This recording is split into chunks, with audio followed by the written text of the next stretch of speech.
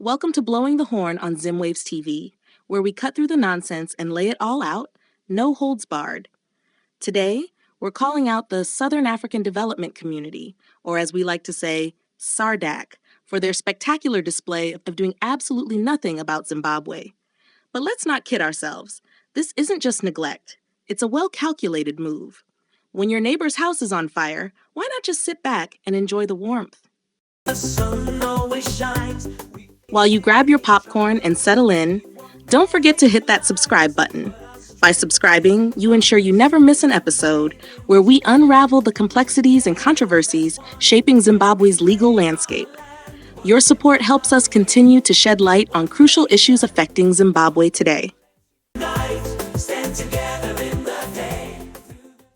Let's start with the brain drain.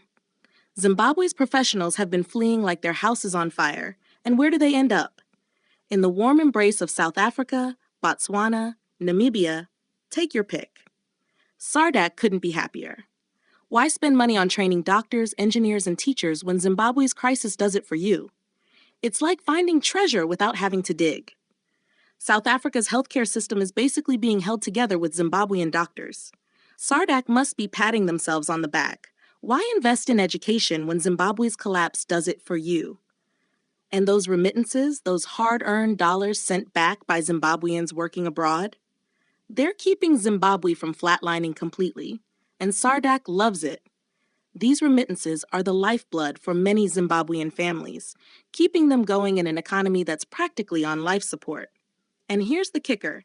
Those remittances also prop up the Zimbabwean government, giving it just enough cash flow to avoid making any real changes. It's like watching a car crash in slow motion. You know it's going to happen, but you're too entertained to stop it. And who reaps the benefits?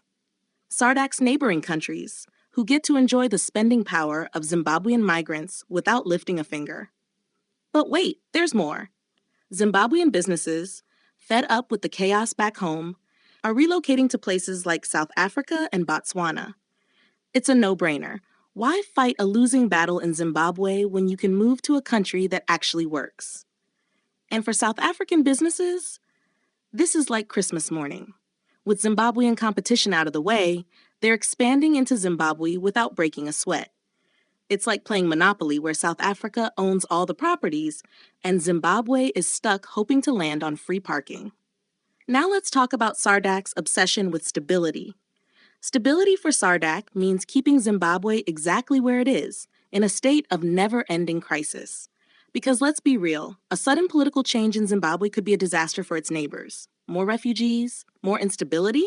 Who needs that headache? South Africa, with its long, porous border, is in no rush to deal with even more Zimbabweans crossing over. So what does SADC do? They keep Zimbabwe in limbo, just stable enough to avoid total collapse, but not stable enough to actually recover.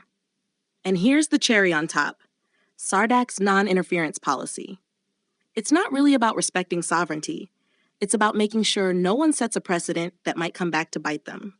These leaders have closets full of skeletons, and they're not about to let anyone start rattling them. So they sit back, relax, and watch Zimbabwe's drama unfold, all while making sure their own countries stay nice and tidy. Let's face it, some SADC countries are treating Zimbabwe like a weakened prey.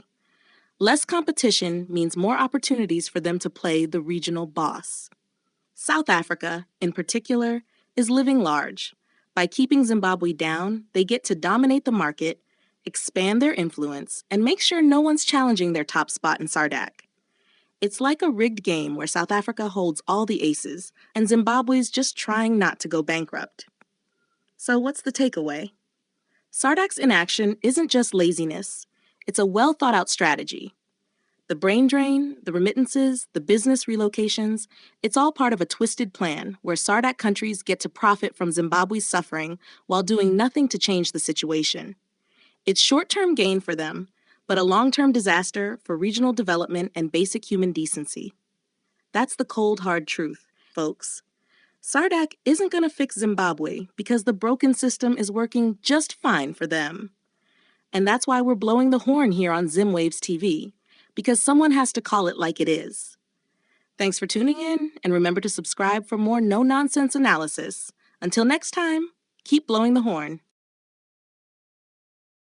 Where the sun always shines, we face many trials, we've walked many lines, but our strength is in numbers.